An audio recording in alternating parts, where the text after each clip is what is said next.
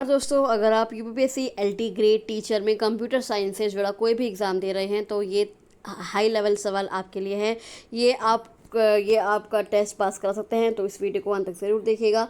चलिए शुरू करते हैं बिना ये देरी के। सबसे पहला क्वेश्चन है, इनमें से कौन सी नॉन वॉलेटाइल मेमोरी नहीं है? कौन सी नहीं है? रैम, रोम, फ्लैश या फिर हार्ड डिस्क? तो इसका आंसर है रैम। रैम एक वॉलेटाइल मेमोरी है जो कंप्यूटर बंद होते ही डेटा खो देती है, जबकि बाकी सभी नॉन वॉलेटाइल होती है। नेक्स्ट क्वेश्चन है, सी लैंग्वेज में इनमें से कौन वैलिड स्टोरेज क्लास नहीं है? सी लैंग्वेज में इनमें से कौन वैलिड स्टोरेज क्लास नहीं है? तो इसका आंसर है डायनेमिक। क्या? डायनेमिक। सी में डायनेमिक नाम की कोई स्टोरेज क्लास नहीं होती। यह मेमोरी एलोकेशन से जुड़ा शब्द है। नेक्स्ट क्वेश्चन आता है, रिकर्जन के लिए सबसे उपयुक्त डेटा स्ट्रक्चर कौन सा है? रिकर्जन के लिए सबसे उपयुक्त डेटा स्ट्रक्चर कौन सा है? तो आंसर है स्टैक। कौन सा? स्टैक। रिकर्जन में हर फंक्शन कॉल स्टैक में स्टोर होता है, इसलिए स्टैक सबसे उपयुक्त है। नेक्स्ट क्वेश्चन आता है, क्विक सॉर्ट का वर्स्ट केस टाइम कॉम्प्लेक्सिटी क्या है? क्विक सॉर्ट का वर्स्ट केस टाइम कॉम्प्लेक्सिटी क्या है? तो इसका आंसर है ON2। क्या है? ON2। जब पाइवेट सिलेक्शन खराब हो जाए तो क्विक सॉर्ट की कॉम्प्लेक्सिटी ON2 हो जाती है। नेक्स्ट क्वेश्चन आता है, ईमेल को भेजने के लिए कौन सा प्रोटोकॉल यूज़ होता है? कौन सा प्रोटोकॉल यूज़ होता है? ये यूज़ होता है SMTP, simple mail transfer protocol. कौन सा? Simple mail transfer protocol email भेजने के लिए प्रयोग किया जाता है। नेक्स्ट क्वेश्चन आते हैं, SQL में फ़िल्टर लगाने के लिए कौन सा क्लॉज यूज़ होता है?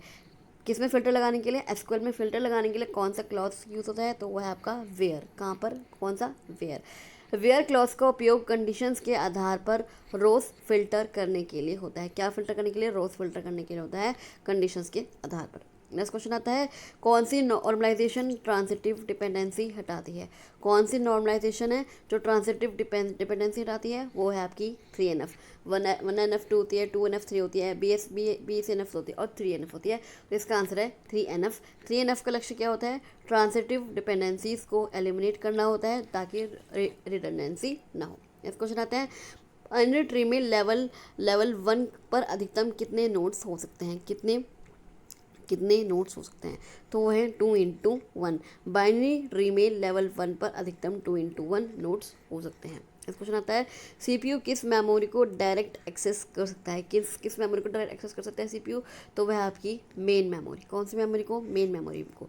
CPU केवल मेन मेमोरी यानी रैम को डायरेक्टली एक्सेस कर सकता है। नेक्स्ट क्वेश्चन आते हैं, विंडोज़ में नेटवर्क कनेक्शन देखने के लिए कौन सा कमांड यूज़ होता है? कौन सा कनेक्शन देखने के लिए? नेटवर्क कनेक्शन देखने के लिए कौन सा कमांड यूज़ होता है? तो वह आपका नेट सेट। कौन सा?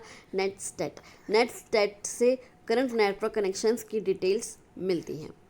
नेक्स्ट क्वेश्चन आते हैं, DBMS में एसिड का फुल फॉर्म क्या होता है? किसमें? DBMS में, डेटाबेस मैनेजमेंट सिस्टम में एसिड का फुल फॉर्म क्या होता है? तो एसिड का फुल फॉर्म होता है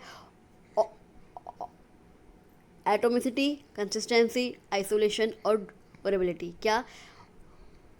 एटोमिसिटी, कंसिस्टेंसी, आइसोलेशन और ड्यूरेबिलिटी। एसिड प्रॉपर्टीज़ किसी भी डेटाबेस ट्रांजैक्शन को सुरक्षित और विश्वसनीय बनाती हैं। नेक्स्ट क्वेश्चन आता है, इनमें से कौन सा डायनेमिक डेटा स्ट्रक्चर है? कौन सा डायनेमिक डेटा स्ट्रक्चर है? तो वह है आपका लिंक लिस्ट। कौन सा? Link list. Link list dynamic होती है, यानी रन टाइम पर मेमोरी एलोकेट होती है। नेक्स्ट क्वेश्चन आते हैं, एनालॉग सिग्नल को डिजिटल में बदलने की प्रक्रिया क्या कहलाती है? किसको? एनालॉग सिग्नल को डिजिटल में। तो वह आपकी कहलाती है सैम्पलिंग। क्या? सैम्पलिंग। सैम्पलिंग सिग्नल को डिस्क्रीट टाइम वैल्यूज में तोड़कर डिजिटाइज करती है। नेक्स्ट क्वेश्चन आते हैं, निम्नलिखित में से कौन सा वैलिड IP एड्रेस है? कौन सा वैलिड IP एड्रेस है? तो वह है आपका B ऑप्शन, 192.168.1.1। IP एड्रेस में प्रत्येक भाग 0 से 255 के बीच होता है, ये इसकी पहचान है। नेक्स्ट क्वेश्चन आते हैं, कम्युनिकेशन में नियमों का समूह क्या कहलाता है? किसका समूह? नियमों का समूह क्या कहलाता है? वो है आपका प्रोटोकॉल। प्रोटोकॉल कहलाता है नियमों का समूह कम्युनिकेशन में। प्रोटोकॉल डेटा ट्रांसमिशन के नियम तय करता है। जैसे TCP, IP, HTTP आदि। नेक्स्ट क्वेश्चन आता है, ऑब्जेक्ट ओरिएंटेड प्रोग्रामिंग की विशेषता इसमें से नहीं है। कौन सी नहीं है? वो इनकैप्सुलेशन भी है, इनहेरिटेंस भी है, ओरिफॉर्मिस भी है, लेकिन वो स्ट्रक्चर डिज़ाइन नहीं। क्या है? स्ट्रक्चर डिज़ाइन नहीं है। स्ट्रक्चर डिज़ाइन प्रोसेसरल अप्रोच है, ऊप से संबंधित नहीं है। नेक्स्ट क्वेश्चन आता है, कौन सा लॉजिक गेट अलग अलग इनपुट पर आउटपुट एक देता है? कौन सा देता है? लॉजिक गेट अलग अलग इनपुट पर आउटपुट एक ही देता है, वो है आपका एक्सॉर।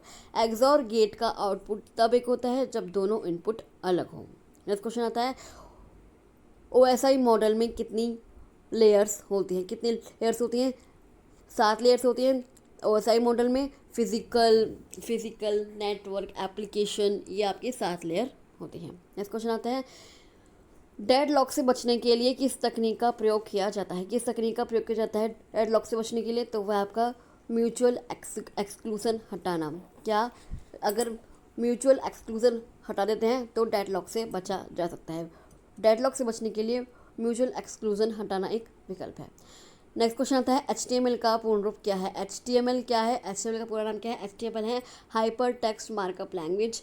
HTML एक मार्कअप लैंग्वेज है। HTML एक मार्कअप लैंग्वेज है जो वेब पेज का स्ट्रक्चर बनाती है। वही वेब पेज पे हम एक लिस्ट बनाना चाहते हैं, कोई डायग्राम बनाना चाहते हैं, तो वह HTML लैंग्वेज की मदद से कर सकते हैं। नेक्स्ट क्वेश्चन आता है, कंपाइलर का कौन सा भाग सिंटैक्स एरर पकड़ता है? कौन सा भाग पकड़ता है सिंटैक्स एरर कंपाइलर का? तो वो है सिंटैक्स एनालाइजर। कौन सा? Syntax analyser. Syntax analyser grammar के नियमों से कोड की जांच करता है। नेक्स्ट क्वेश्चन आते हैं, HTTP का डिफ़ॉल्ट पोर्ट नंबर क्या है? क्या है डिफ़ॉल्ट पोर्ट नंबर? तो वह है 80। क्या है? 80। HTTP का डिफ़ॉल्ट पोर्ट नंबर है आपका 80। HTTP वेब पेज एक्सेस करने के लिए पोर्ट 80 पर काम करता है। किस पर क्या करता है? वेब पेज एक्सेस करने के लिए करता है पोर्ट 80 पर काम। नेक्स्ट क्वेश्चन आता है, कौन सा शेड्यूलिंग एल्गोरिथम स्टारवेशन का कारण बन सकता है? कौन सा शेड्यूलिंग एल्गोरिथम स्टारवेशन का कारण बन सकता है? तो वह प्रायोरिटी। कौन सा? प्रायोरिटी शेड्यूलिंग में low priority process indefinitely wait करता है। नेक्स्ट क्वेश्चन आता है, इनमें से कौन सी लूजलेस कंप्रेशन तकनीक है? कौन सी है लूजलेस कंप्रेशन तकनीक? तो वह आपकी हफमैन कोडिंग। कौन सी?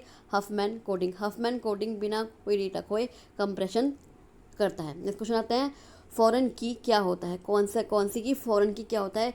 एक की जो किसी दूसरी टेबल की प्राइमरी की को रेफ़र करती है। क्या होती है? एक की होती है जो दूसरे टेबल की प्राइमरी की को रेफ़र करती है। फॉरेन की 2 टेबल के बीच रिलेशनशिप एस्टेब्लिश करती है। वो एक ही होती है जो दूसरे टेबल की प्राइमरी की को रेफ़र करती है। नेक्स्ट क्वेश्चन आता है, बाइनरी सर्च का बेस्ट केस टाइम कॉम्प्लेक्सिटी क्या है? क्या है? बाइनरी सर्च का बेस्ट केस टाइम कॉम्प्लेक्सिटी क्या है? वो है आपका 0-1। कौन सा? 0-1। अगर टारगेट एलिमेंट बीच में मिल जाए तो सिर्फ एक कंप्रेशन में रिजल्ट आ जाता है, अगर टारगेट एलिमेंट बीच में मिल जाए। नेक्स्ट क्वेश्चन आता है, नेटवर्क्स को जोड़ने के लिए कौन सा डिवाइस प्रयोग होता है? कौन सा डिवाइस प्रयोग होता है नेटवर्क को जोड़ने के लिए? तो वो है आपका राउटर। कौन सा? राउटर। राउटर अलग अलग नेटवर्क्स को कनेक्ट करता है, जैसे आपका लैन, मैन, वैन, ये इनको कनेक्ट करता है अलग अलग नेटवर्क्स को। नेक्स्ट क्वेश्चन आता है, जावा में दिस कीवर्ड किसे रेफर करता है? कौन सा कीवर्ड? दिस कीवर्ड होता है जावा में, वो किसे रेफर करता है? वो है आपका करंट ऑब्जेक्ट। किसका? Current object. जो दिस है वो करंट इंस्टेंस को रेफर करता है, खासकर कंस्ट्रक्टर और मेथड में। नेक्स्ट क्वेश्चन आता है, इनमें से कौन क्लाउड कंप्यूटिंग सर्विस मॉडल नहीं है? कौन सा नहीं है? कौन क्लाउड कंप्यूटिंग सर्विस मॉडल नहीं है? तो वो है आपका CAAS कास। कास कोई स्टैंडर्ड क्लाउड सर्विस मॉडल नहीं है। जो वैलिड मॉडल्स हैं वो है आपके सास, पास और IaaS। नेक्स्ट क्वेश्चन आता है, ऐसा वायरस जो बिना यूज़र इंटरेक्शन के खुद को फैलाता है, जो बिना यूज़र इंटरेक्शन के खुद को फैलाता है, उसे क्या कहते हैं? उसे कहते हैं वर्म। क्या कहते हैं? वर्म।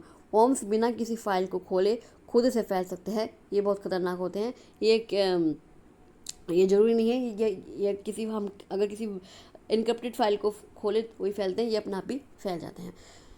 तो चलिए, आई होप आपको ये क्वेश्चंस अच्छे लगे होंगे। अगर आपको कंप्यूटर साइंस के सवाल टफ लगे हों लेकिन समझ में आए तो वीडियो को लाइक टफ लगे लेकिन समझ में आए तो इस वीडियो को लाइक कर दीजिएगा, शेयर कर दीजिएगा और इस चैनल को सब्सक्राइब करना मत भूलिएगा, क्योंकि मैं आप लोगों के लिए ऐसे ही क्वेश्चंस वीडियोस मैं आपके लिए लाती रहती हूँ। तो चलिए, मिलते हैं अगले पार्ट में कुछ और क्वेश्चंस के साथ। तब तक के लिए थैंक यू सो मच।